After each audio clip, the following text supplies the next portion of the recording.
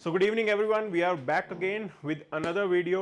और आज का हमारा PYQ हम लोग डिस्कस करने वाले हैं। मेंस 2024 डिस्कस कर रहे हैं हम लोग, पॉलिटी कवर कर रहे हैं, then will move to the governance part और फिर IR के क्वेश्चंस भी डिस्कस करेंगे। सो टॉकिंग अबाउट दिस, आज का एजेंडा जो हमारा रहने वाला है that is related to the taxation system. Okay, कि 2024 में क्वेश्चन पूछा गया 101st कॉन्स्टिट्यूशन अमेंडमेंट एक्ट के ऊपर कि how does this reflects the accommodative spirit of federalism, कि फेडरलिज्म की अकोमोडेटिव स्पिरिट को कैसे एड्रेस करता है। तो इसके दो पार्ट्स हैं। फर्स्ट, सिग्निफिकेंस क्या है ये आपको एड्रेस करना होगा। दूसरा कंपोनेंट, फेडरलिज्म को कैसे लेके चलता है। अब यहां पे जो कीवर्ड हमारे दिमाग में होना चाहिए, कीवर्ड्स बहुत इंपॉर्टेंट है। ये जो कीवर्ड होगा ये मार्क्स थोड़े एडिशनल लेके देगा। हम मोस्टली स्टूडेंट्स जानते हैं कि कोऑपरेटिव फेडरलिज्म के अराउंड आप अपनी डिबेट को लेके जा सकते हैं। ओके, नॉट जस्ट दैट, आप यहां पे क्यूमुलेटिव फेडरलिज्म की भी बात करेंगे। सो this is the other element जो यहां पे एडअप होगा। कोऑपरेटिव फेडरलिज्म का तो जरूर यहां पे हमें थोड़ा एम्फेसाइज करना होगा, साथ साथ cumulative federalism. Now some of you might not be knowing this. हम इस पूरे के पूरे क्वेश्चन को डिस्कस करते हैं एंड विल आल्सो डिस्कस कि क्यूमुलेटिव का कैसे एंगल इसमें आ जाता है। सो टॉकिंग अबाउट दिस, जो पहली चीज हमें दिमाग में रखनी है that what will be the starting point two this particular question. Question हम समझ चुके हैं, देख लिया हमने क्या है, अब उसको स्टार्ट कैसे करना है। तो आपको किसी भी क्वेश्चन को करते समय कुछ 2 से 3 टाइप ऑफ स्टार्ट्स आपके दिमाग में होनी चाहिए। One start could be that we will define what this 101st constitution amendment is about. तो हमें थोड़ा बहुत आइडिया है कि this was about bringing in GST system and why there was a need for GST। तो हम अपने taxation system को रिफॉर्म करना चाहते थे। Our objective was that ease of doing business हो जाए। ओके, प्लस आप ये भी लिख सकते हैं कि इसके थ्रू हम टैक्स कंप्लायंस को भी बढ़ाना चाहते हैं कि ज्यादा से ज्यादा लोग जो हैं वो टैक्स के ब्रैकेट में आ जाएं, वो टैक्स पे करने लग जाएं। तो these are few things that you can start with कि 101st कॉन्स्टिट्यूशन अमेंडमेंट एक्ट की जरूरत क्या थी। एक ये तरीका हो सकता है। दूसरा तरीका हो सकता है that is looking into the global trend, world practices, that world over जिस GST इज बीइंग इंट्रोड्यूस्ड, पूरी दुनिया के अंदर अलग अलग कंपनीज, MNCs जो हैं अब GST अलग अलग देशों में, तो they are more comfortable with that. So there is this global practice of having this GST। It is not just India, Australia के अंदर भी जो है ये आइडिया लगा था and it is quite successful there. तो आप ग्लोबल बेस्ट प्रैक्टिसेस को फॉलो करते हैं and with that idea we thought of bringing in the 101st constitution amendment act. अब इसके अंदर एक और टाइप का स्टार्ट आप लेके आ सकते हैं। ये दो अलग अलग एस्पेक्ट हमने देख लिए आंसर को शुरू करने के लिए। The other aspect is you will mention that 101st Constitution Amendment Act brought what all changes। भाई कॉन्स्टिट्यूशन के अंदर में ये क्या क्या चेंजेस लेके आया है constitution amendment act, that is something that you can bring in here. वो एस्पेक्ट्स आप लेके आएंगे। तो ये अलग अलग तरीके हैं इस आंसर को स्टार्ट करने के लिए कि आपने कॉन्स्टिट्यूशन के प्रोविजंस बता दिए कि किस तरीके से ये उन आर्टिकल्स को अमेंड कर रहा है and what exactly it is establishing. You will talk about that कि one nation one taxation system हम लेके आना चाहते हैं वगैरह वगैरह। वो आपका स्टार्टिंग पॉइंट है। और आप ये भी बताएंगे कि आर्टिकल 279A के अंडर ये एक बॉडी क्रिएट करता है GST council.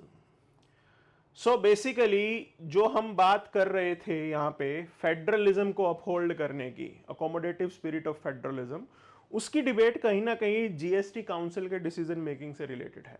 So looking into this part here, moving forward, अगर आप इसके अंदर सिग्निफिकेंस की बात करेंगे तो yes, first significance is the need, क्यों जरूरत पड़ी हमें इसकी। तो उस समय क्या होता था अगर हम प्री GST की बात करें। Now GST was introduced in 2017। उससे पहले हमारे यहां पे मल्टीपल टैक्सेशन था, and these tax rates there used to be variation.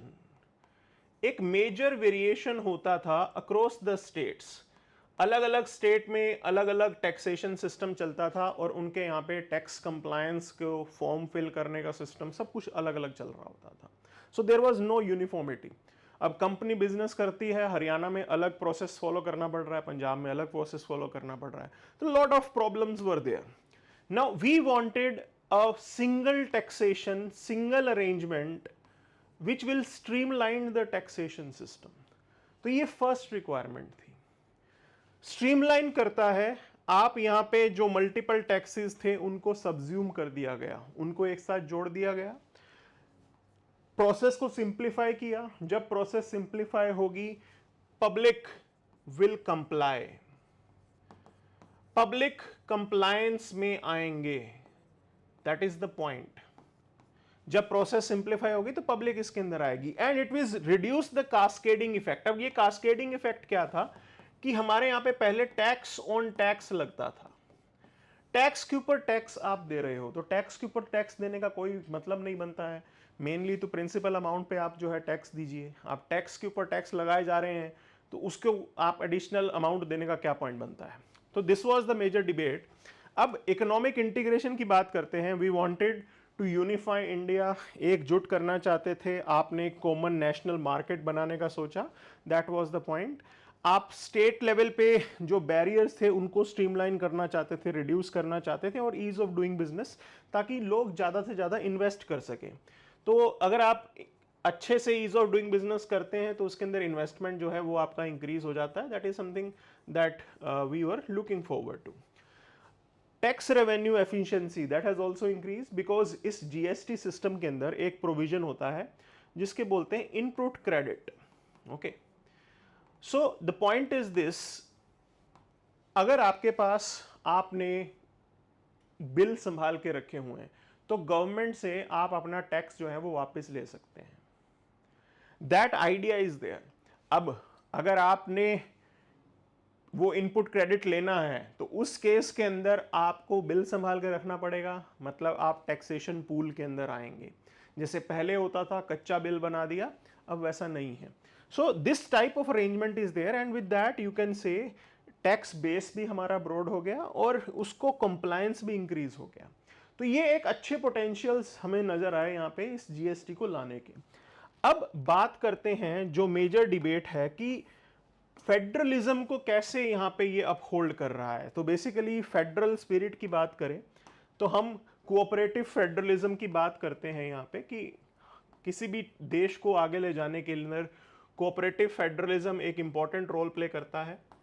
और कहीं ना कहीं ये भी वैसा ही था, because when this GST was brought in, इसको लाने के अंदर काफ़ी ज़्यादा एफर्ट करना पड़ा है। वो एफर्ट कैसे देखने को मिला, states they have lost their taxation power, क्योंकि आज की डेट में टैक्स का रेट क्या होगा, किन किन आइटम्स के ऊपर, ऑब्जेक्ट्स के ऊपर टैक्स लगेगा, that decision is taken with GST council.